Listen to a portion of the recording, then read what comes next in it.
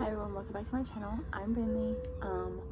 Aurelio and Brinlee are currently sleeping right over there, so if you hear any kind of noises or whatever the case may be, they're over there. I'm also talking quiet. I hope you guys can hear me. So I went onto my Instagram and I did like a poll and I asked you guys if you had any questions for me to leave them down below, and I was gonna make this video kind of going through some questions that you guys might have had about labor and pregnancy and all the good kind of stuff. So yeah, we're just gonna jump right into it. I have a few. I have a good variety of questions here on my iPad. So we're just gonna go down the list, the ones I've seen. I did see a lot of like the same ones, just worded differently. So I hope if you had a question, I hope I'm able to get to it. But yeah, let's just get right into this real quick before she wakes up. So the first question that I got was, how far along was I when I found out I was pregnant? So for me, I kind of knew right away because I've never missed my period before. Let's just say that. I've never missed it since I started it. I've never missed it.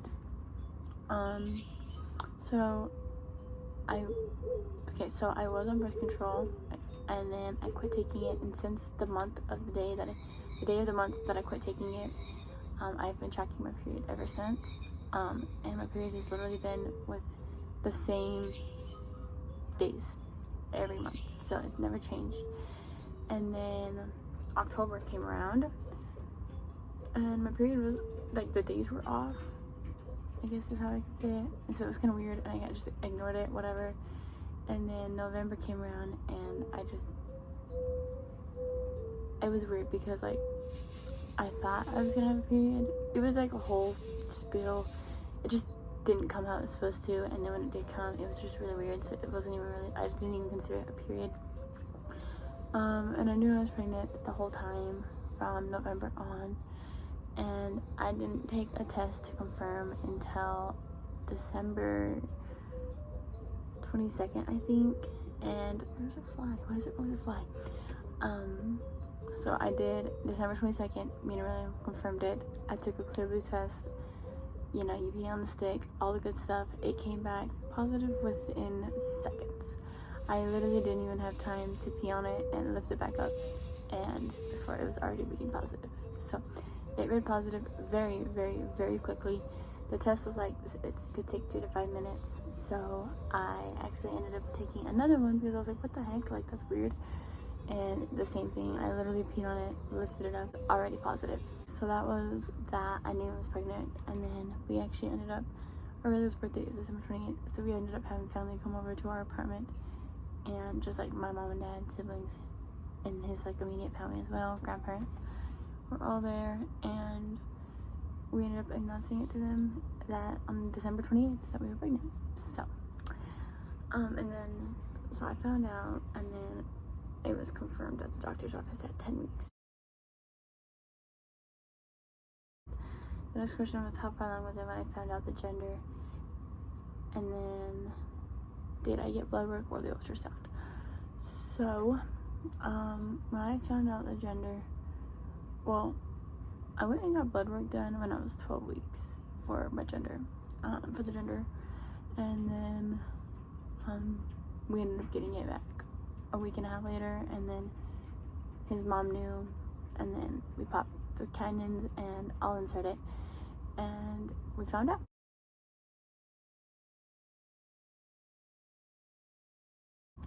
So I was probably like 14 weeks when we got it all, the party and everything all finally actually settled.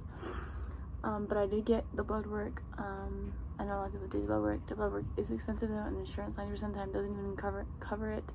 We didn't really have to pay for it. It was like $400 for it.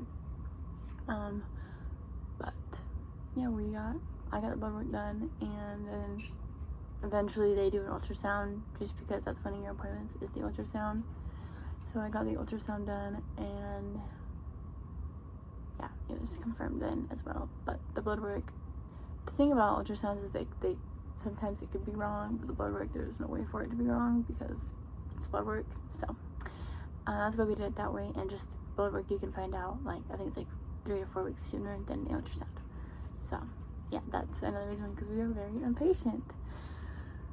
The next question is, did I have any morning sickness? No. The whole month of November though, I was really, really weak. Like, I just laid in bed, and it was so unlike me just to lay there and do absolutely nothing. I was kind of skeptical, wondering why I was in bed laying there doing nothing, and yeah, that's fine. Did I have any cravings? Yes. I craved lots of fruit, like mangoes, watermelon, strawberries, you know, all the good stuff. And then pizza, like in my second trimester, it was pizza. I don't know why. I don't know, it's weird, but I even like worked at Little Caesars, and I never thought, but yeah, pizza was one of my biggest cravings. So yeah. The next question is, was I super sick my pregnancy? No. I didn't start feeling sick, and it wasn't even sick, it was just pregnancy pain in your uterus and stuff until like 37 weeks. So I was fine all the way up till then. I think there's a question, I'll just go in order, but no, the answer is no.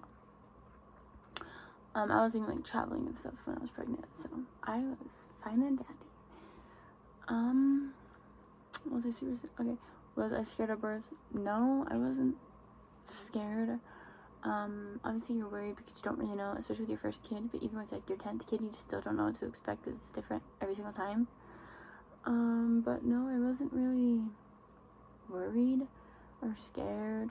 Well, I was a little bit worried, but I wasn't scared. I was just worried for the fact that I didn't know what to expect, like I just said. But my birth experience was honestly it was amazing. I would do it all over again. I was induced, but I mean, yeah, I'm not getting into a birth vlog because when I was at the hospital, baby girl's heart rate was dropping, so like it was kind of scary towards the end, but I didn't have any complications or anything like that. So how did your pregnancy go? It went really well. I worked the whole time. Yeah, it went really well. I didn't get a very big belly because I carried it on my back. So I didn't get like swollen ankles or anything. I don't know if that's a question, but I didn't get no swollen ankles or anything like that. I was fine the whole time. At like my 27 week mark, my stomach got really, really itchy, and you cannot itch it. You cannot, and mine got so itchy to the point where I had to call my doctor's nurse up and get cream to put on my stomach because that's how itchy it got. So, but that was like the only thing. I didn't get anything other than that. So, did I get the epidural? So this is like a touchy situation because, so I got it. I'm gonna have to put this in my birth vlog because it's kind of a lot, but it didn't work. Like, I guess I could just say it didn't really work. Yeah, it didn't work. It numbed, but I had full feeling on my legs. I could literally got up and walked. I felt everything down there. It did numb, I guess, a little bit of my contractions, but my back contractions were so bad. I don't think anything would have numbed that. So what happened is the anesthesiologist had ended up coming back into my room twice to see what was going on because it just wasn't working. And then like I said, I'm going to get more in depth in my birth vlog, but he came back in for the second time, and before he even really had before he could really even do anything, my doctor's like, oh, you're at a 10, we gotta push. So, moral of the story, I got it, but for no reason, because it didn't work, and I don't know why. But I didn't.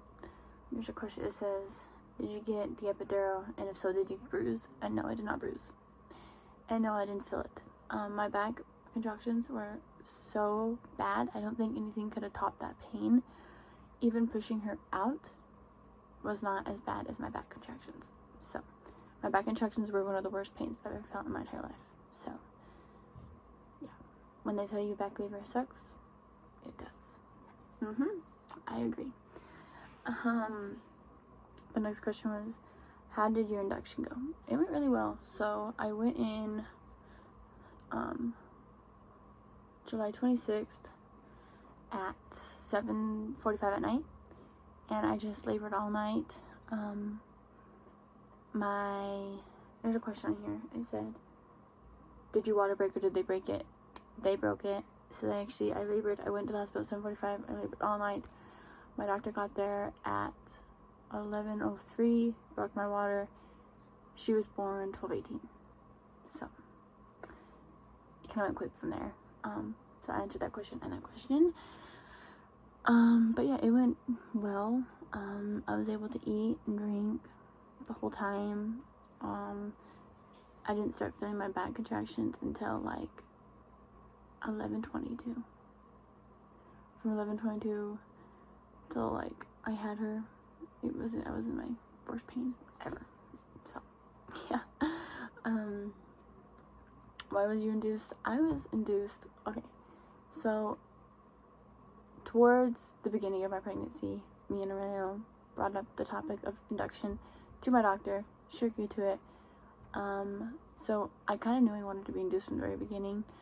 Towards the end, it didn't become an option anymore. I had to do it because my blood pressure was, every time I went to the doctor, it would skyrocket. I would get home, I'd be fine. I actually got sent to L&D earlier in my pregnancy, sorry. So I think since I was sent to L&D, I sent appointments after all those. My blood pressure was always just skyrocketed because I was scared I was going to get sent back there. And when I did get sent the first time, I was definitely not ready. She definitely needed more time to cook in me, so that just scared me. So every time I would go to the doctors, my blood pressure would be high. I'd get home, it'd be fine. But because of that, induction was scheduled. And I'm honestly happy it was. I think with my next one, I would schedule induction again. But I didn't have preeclampsia or anything like that. Every time they would test my urine for proteins, there was nothing. They tested my blood work, nothing came back. They don't know why my blood pressure was skyrocketing every single time. I know it's because every time I went there, I was just scared that she was going to come before I think she should have, which meant she would have probably went to the NICU, and I just was trying to avoid that at all costs. So, yeah, I think that's why, but whatever. So, but yeah, my induction was perfectly fine, and yeah, I think I would do it again. So, was you able to work your whole pregnancy? Yes, I worked before my pregnancy, all the way through my pregnancy. I quit working. I worked for a public school, so I quit working May. So then it was just summer for students. So then June and July were obviously summer months. School goes back in August. So I was on summer break when I had her, and yeah, so I worked my whole pregnancy, the whole thing.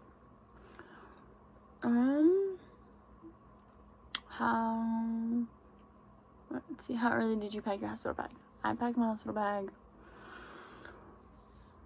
So I was induced at 38 weeks. And I think my hospital bag was packed at 37. Yeah, I slacked big time. About a week before I went and had her, it was packed. Let's just say that. So, who all did you have in the labor room with you?